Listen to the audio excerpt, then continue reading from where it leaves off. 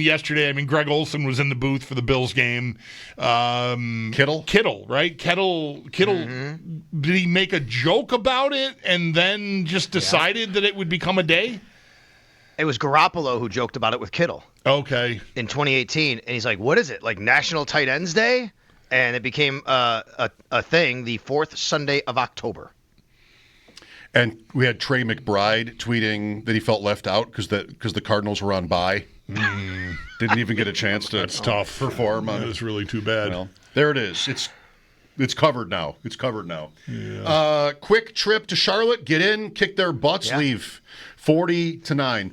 A couple of your thoughts on the game, Sal, and then maybe what you think, because I'm sure you would know, of how the fans sound today, or even, for that matter, Sean McDermott.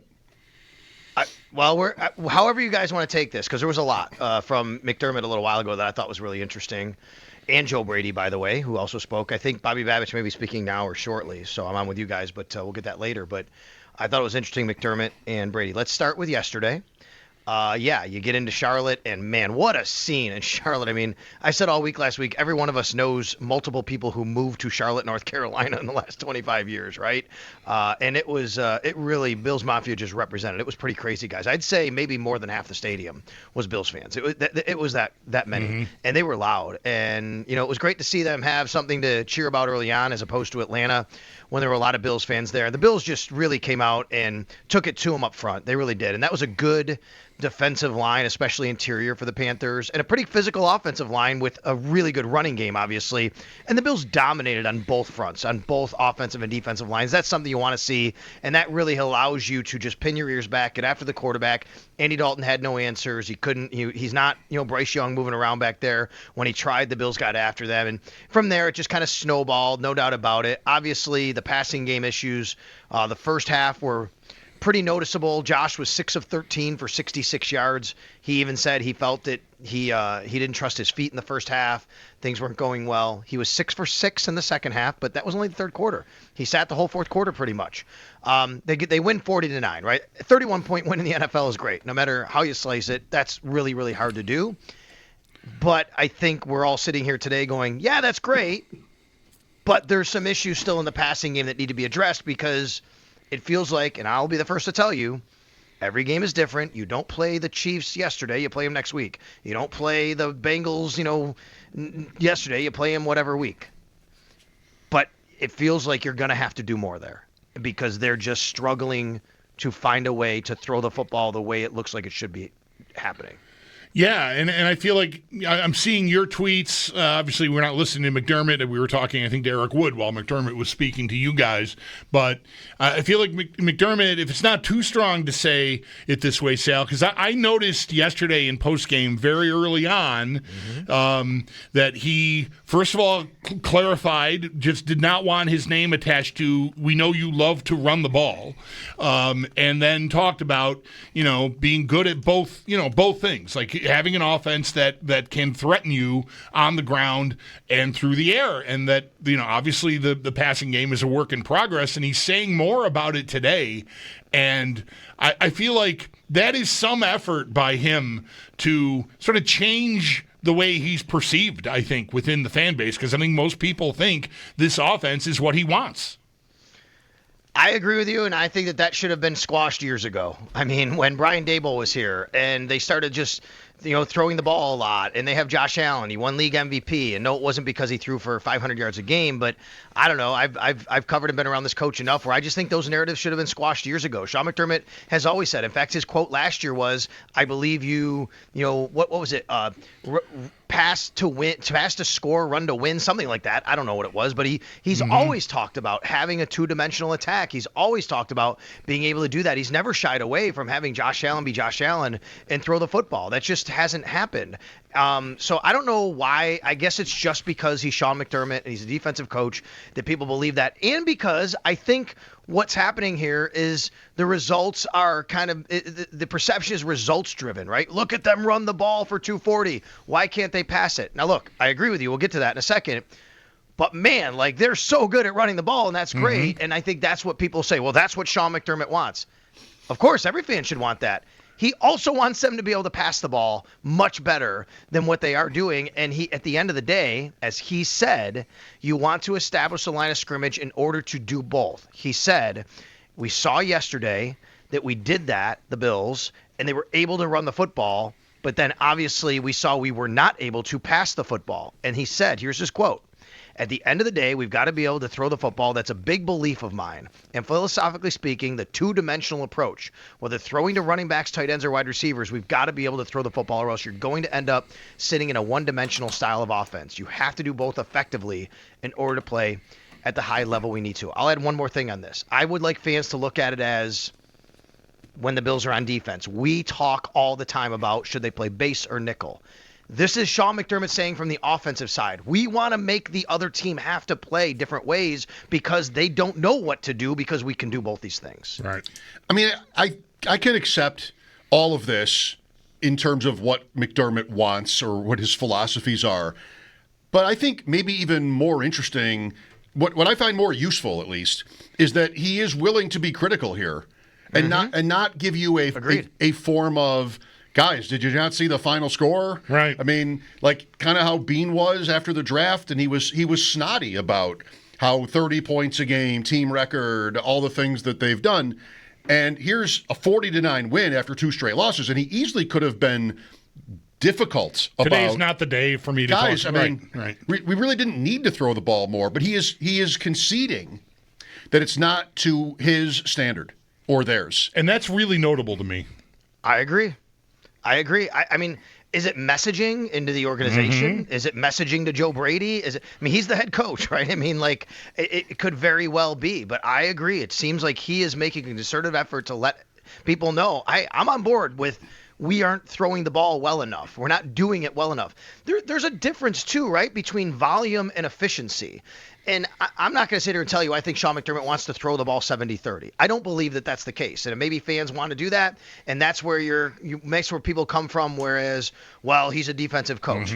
What he wants to do is be able to throw the ball effectively, and if they get in situations and when they are in the situations to do that. And it's not having to be painted into a corner to do that, right? It's just throughout the game, you don't know what we're going to do because we're really good at both. And we're going to show you we're really good at both. Sorry, Sal. Is this one where you would go as far as to say everybody has some blame in this, whether that's the coordinator, the receivers, we're always harping on the receivers, even Allen? Like, would you go as far as to say the blame is just shared, maybe not evenly, but that even the quarterback is somewhat at fault? Sure. I mean, I thought Josh Allen wasn't very good yesterday in the first half. I don't think he's played some of his better football over the last several games for different reasons. But I think it's partly because he has a receiving core that struggles to get open. And for Joe Brady's part, now Joe Brady said some things today that are really, firing some people up on social media because his quote was, "I have no concerns about the passing game." He said, when we played Baltimore, we showed we can throw it when we need to throw it. Well, we also know they needed to throw it against New England a little bit and against Atlanta especially, and it kind of didn't work out, right? So I think a little bit of that is protection of his guys, showing belief in his guys, right? And I understand that right there. But for Joe Brady's part, too, I will say this. I think Joe Brady at least seems like during a game he's kind of aware that his guys aren't getting open. So when people criticize Joe Brady for, well, he's just throwing these really short passes behind the line, I kind of think maybe he almost knows he has to do that because they just don't have much downfield to go to because it's tough to get open. So it's like, all right, well, if we can't do that, how do we get it to our guys in space? Let's throw it down the line of scrimmage. Let's throw it 2 yards off the line of scrimmage. And I think there's some of that's happening too. But back to your original point, Mike, I agree. It's very notable that Sean is saying this. We are a week before the trade deadline. And this is a team that has a head coach right now who's basically telling you we have to be better in that area, and we need to look at this and what we're doing and what we're not doing right. And my intended, I guess in a way, compliment to McDermott is really illustrated by the Brady comments because you just can't believe him. Brady, like he probably said something like, "Well, you'd like to be better at everything," like he kind of usually says. But if he says he's not concerned about it, what team is he watching? Like it's hard to. I feel like you have to give him more credit than that to think that he wouldn't have any concerns. So another point, in McDermott's favor here, not just because I agree with him, maybe we all do, but at least he's willing to say it. And I wonder if they're at odds at all about any of this. Well, got a week, Sal. You said about sharing the blame, and yeah, I mean, I think that there's always a little bit of that, right? I do think that, from a negative point of view in the passing game, and let's remember they scored 40 points yesterday, and you don't want to harp on the negative when that happens, right? But there are things here that are happening that people are saying that are clear for everyone, and it's out in the open. So, you talk about them. And I think the sharing of blame is across the board, like you said, the receivers aren't getting open enough. They've had protection issues. They even had a couple show up yesterday, but they were better yesterday overall. Mm-hmm. The quarterback seems like he wasn't quite right yesterday in the first half, and maybe not as much in the Atlanta game either. You look at the personnel, you look at how the roster's been built. Do they have the right players? I think all of that should be discussed and on the table, and that's why you get to you're 1 week before the trade deadline. You're sitting at 5-2. You're still a really good team with an MVP quarterback. How do you get back to where you need to be? Yeah, I think it's right to look at Allen too, but I said this yesterday on postgame, and it just hasn't come up exactly for me to say it today. But I think we all know. I think if you watch, you're watching football for long enough, there are things that can make a quarterback skittish and not trust his feet, I think is the phrasing Josh used yesterday. A few times. Specifically, about it.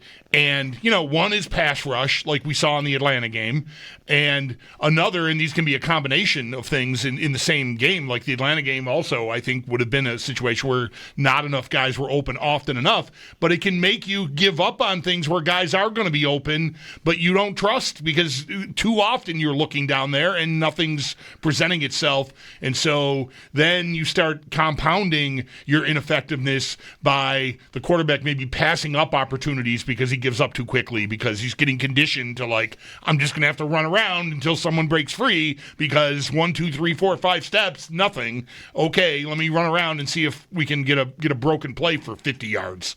And that's just no way to have a passing offense. So I'm creating a safety net to take away some of the blame for Allen because I don't think he's blameless, but I think I understand why he might be off because the pieces aren't all working together the way he's used to. You hear the word rhythm a lot. Josh used it yesterday. I wasn't in a rhythm. Quarterbacks want to be in a rhythm. You know when it's humming. You bam, bam. You're just getting a rhythm. It's great. And I think that's what you're talking about here, mm-hmm. Bulldog, which is when you could diagnose what's happening, get the ball, get it out of your hands, bam, there you go. Get 6-7 yards, and all of a sudden one breaks down the field a little bit. That's being in a rhythm. I just think right now, and Sean, I got to remember, I didn't write down the quote here. He kind of talked about this, and he didn't use the word rhythm, but he did maybe were in sync or working together or something. The Bills on the defensive side, they say this a lot. They say pass rush has to marry with the coverage, which is great. And let me give you an example of that. People say, what does stuff like that mean? We talk about complementary football and all that. What does it mean when pass rush marrying the coverage? Well, let's say you have a blitz on the right side of the defense, okay? Well, typically you want to throw it where the blitz is coming from. That's a hot read. So if the guy who's covering in the secondary on that side or the linebacker who's not blitzing knows there's a blitz, he's going to be a little quicker to say, I'm going to jump this. That's coverage meeting pass mm-hmm. rush, right? You want to know what your job is based on the guys in front of you. The Bills talk about that a lot. I think Sean McDermott talked a little bit about that today offensively, about the passing game. And this goes to offensive line, quarterback, wide receiver. There has to be a synchronization there. Well, we're bordering on harping on it at this point. No offense to anybody in the room, because it's almost time to break, and we've only really been talking about this one facet. I'm fine if we talk about Oliver's injury here, Sal. Yeah. Now let's harp on Oliver. That seems pertinent. Or we can harp on James Cook, and I just say he's so fantastic. He is really amazing. Watching him field level guys, he's a special player. I don't mean to hijack this by not getting at Oliver. I just want to make sure that I tell you, that guy is unbelievable to watch. He really has amazing vision, amazing contact balance, and the things that he's doing now are incredible.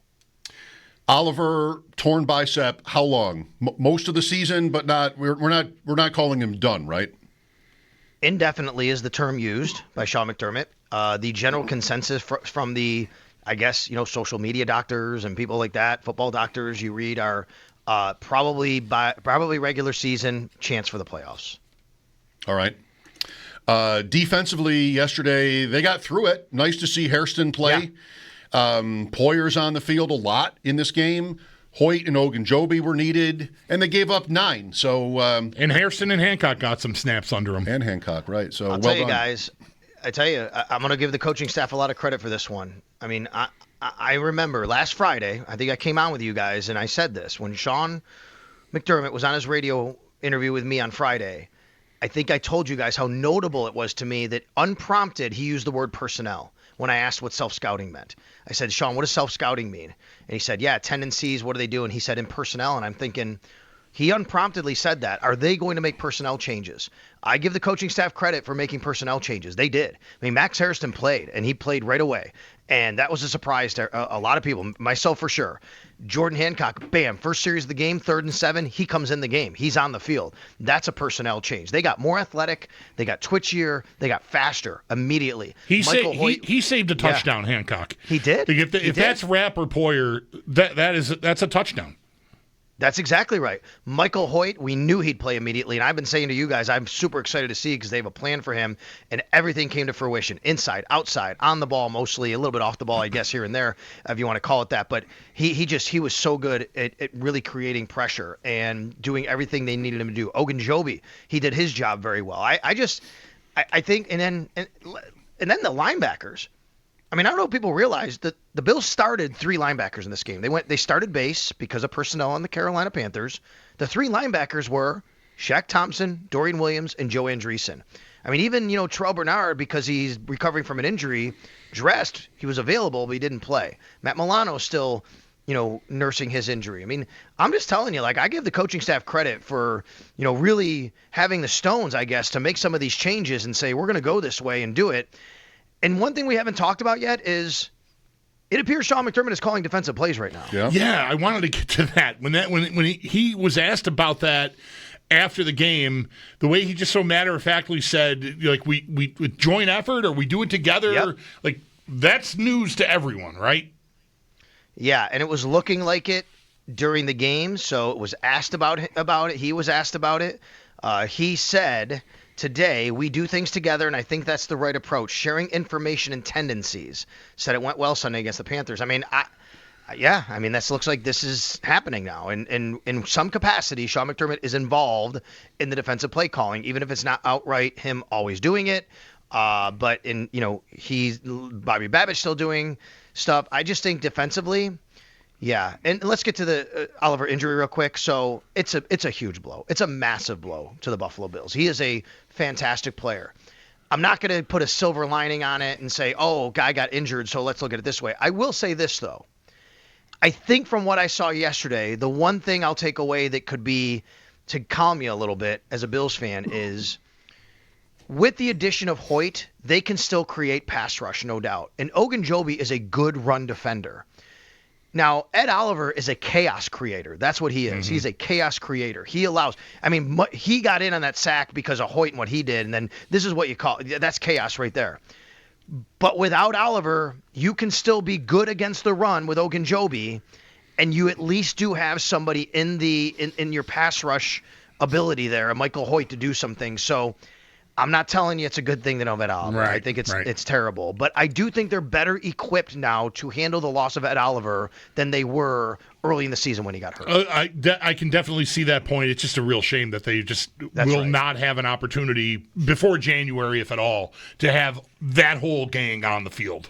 That's right. Yep. Oliver with Hoyt. And they just don't have their full complement. They haven't all year, and now they won't.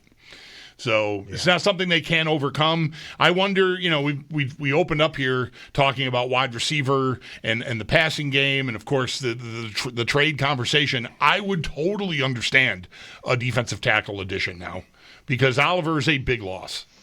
Yeah, I would, but I would say this, that usually that's more of a position I think you find guys that are free agents that can come in and plug holes and they're rotational. What do you want to give up for a rotational piece like that? You can sign Zion Logue, who's played well for you, right? You can do that. You can sign Jordan Phillips. And I'm not saying these are great answers. But if you're going to go out and try and get a wide receiver, how much assets do you have left to get a defensive tackle too? And right now, I think their priority has to be wide receiver. I'm not dismissing it, Bulldog. The name Harrison Phillips has been floated around a lot, and I know Harrison loves Buffalo. He's tied to the community. He knows the system. That would be like the perfect kind of guy they would normally go out and get. I don't know if the Jets are, want to trade him to a division opponent. But I just think it's tough to start sending these assets for these different positions now you need. Jets, off the mat. Might be buyers. Who knows? It's New York. Maybe Phillips could just be a pick swap. Like I send you a 4, you send me a 5 or a 6, and Phillips. Like, is that crazy? That's kind of the trade that they made with Minnesota to get him in the first place, I think, wasn't it?